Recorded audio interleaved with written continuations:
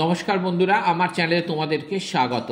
যারা এখনও আমার চ্যানেলকে সাবস্ক্রাইব করনি তোমরা কিন্তু অবশ্যই সাবস্ক্রাইব করে রাখো নিত্য নতুন ভিডিও পাওয়ার জন্য। আজ আমি কিন্তু নিয়ে এসেছি ওয়েস্ট বেঙ্গল অর্থাৎ ওয়েস্ট বেঙ্গল হেডমাস্টার অ্যাসোসিয়েশনের যে মাধ্যমিক টেস্ট পেপার বেরিয়েছে পাহাড়পুর প্রকাশনী, তোমরা কিন্তু এই টেস্ট পেপারটাও কিন্তু করবে। এই টেস্ট পেপারটাও কিন্তু অনেক কিছু কমন তোমরা কিন্তু পেয়ে থাকবে, অর্থাৎ এবিটি এর পাশাপাশি তোমরা কিন্তু অবশ্যই এটা করবে। চলো এসো, আজ কিন্তু আমি তোমাদের কাছে যে চ্যাপ্টারটা করব সেটা হচ্ছে জিওগ্রাফি। যে ফার্স্ট চ্যাপ্টারটা আছে সেই জিওগ্রাফির ফার্স্ট চ্যাপ্টারটা আজকে আমি তোমাদের কাছে সলিউশন করে দিচ্ছি। ভালো করে লক্ষ্য করো কি বলছে, ভালো করে দেখো। অর্থাৎ জিওগ্রাফির যে ফার্স্ট চ্যাপ্টার অর্থাৎ যেটা আছে Birbhum district inter school test, ভালো করে লক্ষ্য করো।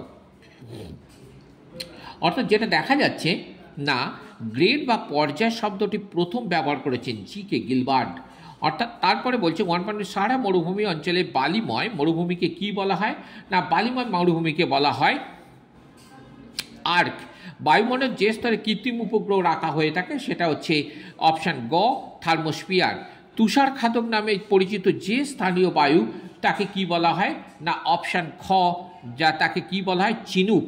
পরবর্তী 1.5-এ যেটা আছে উত্তর পশ্চিম ইউরোপের উপকূলে বরফ মুক্ত থাকে যে স্রোতের প্রভাবে সেটা হচ্ছে কি না ঘ, অপশান ঘ। সেটা অপশানটা ঘটা কি দিয়েছে, উত্তর আটলান্টিক স্রোত।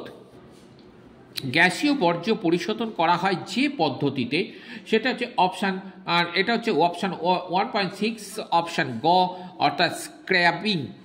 শিবালিক হিমালয়ের পাদদেশে ক্ষুদ্র ক্ষুদ্র শিলাখণ্ড সঞ্চিত হয়ে যে সমভূমি গঠিত হয় তাকে বলা হয় কি না, তাকে বলা হয় 1.7-এ তাকে বলা হয় অপশান খ হবে, অপশান খ ভাবর।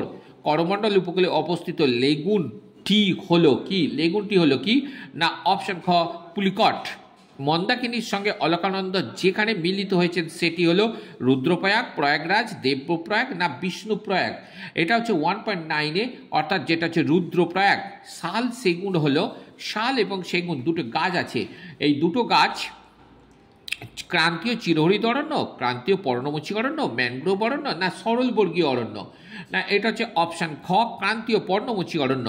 হেক্টর প্রতি ও মোট কফি উৎপাদনে প্রথম রাজ্য হলো, এখানে 4টে অপশান আছে, কর্ণাটক, কেরালা, তামিলনাড়ু আর অন্ধ্রপ্রদেশ।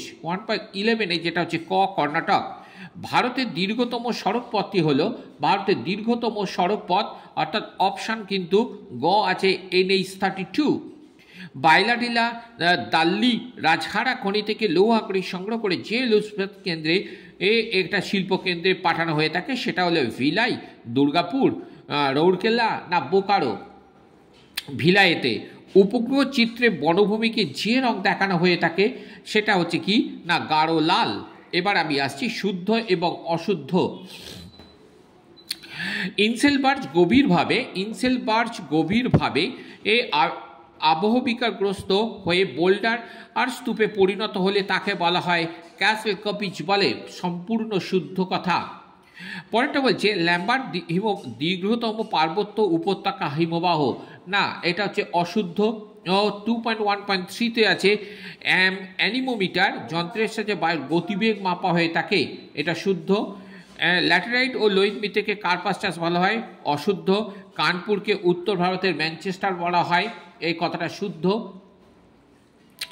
তাহলে প্রধান ল্যান্ডফিল গ্যাস মিথেন হলো CH4, কথাটা কিন্তু শুদ্ধ।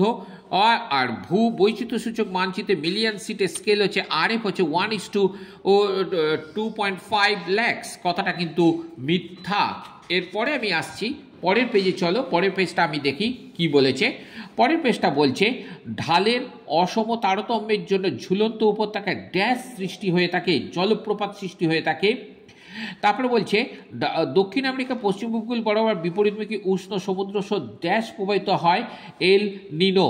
2.2.3-তে বলছে নাতিশীতোষ্ণ ঘূর্ণাবর্তে বৃষ্টিপাতের অপর নাম হচ্ছে সীমান্ত বৃষ্টিপাত। পূর্ণিমা ও চাঁদের পৃথিবী ও চাঁদের ভরকেন্দ্রের নিকটবর্তী অবস্থানকে পেরিজি বলা হয়ে থাকে। পরেরটা বলছে পেরিজি বলা হয়ে থাকে। এর পরেরটা আসছি পারদ দূষণে মিনামাটা রোগ হয়।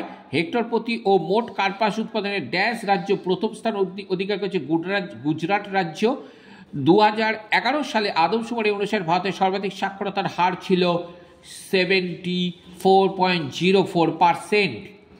2.3.1 বলছে অভিকর্ষজ শক্তির সঙ্গে কোন বহির্জাগতিক প্রক্রিয়াতে যুক্ত হয়ে থাকে পুঞ্জিত ক্ষয়। টর্নেডো মার্কিন যুক্তরাষ্ট্রে কী নামে পরিচিত টুইস্টার। আটলান্টিক মহাসাগরের সৃষ্ট বৃহত্তম মগ্ন চরাটি হচ্ছে গ্র্যান্ড ব্যাংক। ভারতের বৃহত্তম গিরিপথের নাম কি না সিরোজেম। আচ্ছা, পরেরটা বলছে ভারতের শীতলতম স্থানটির নাম কি দ্রাস, অর্থাৎ এটা হচ্ছে জাসকর শ্রেণীতে। আচ্ছা আচ্ছা আমি একটু ডিস্টার্ব হয়ে গেছে। 2.3.4 ভারতের উচ্চতম গিরিপথের নাম হচ্ছে উমলিংলা।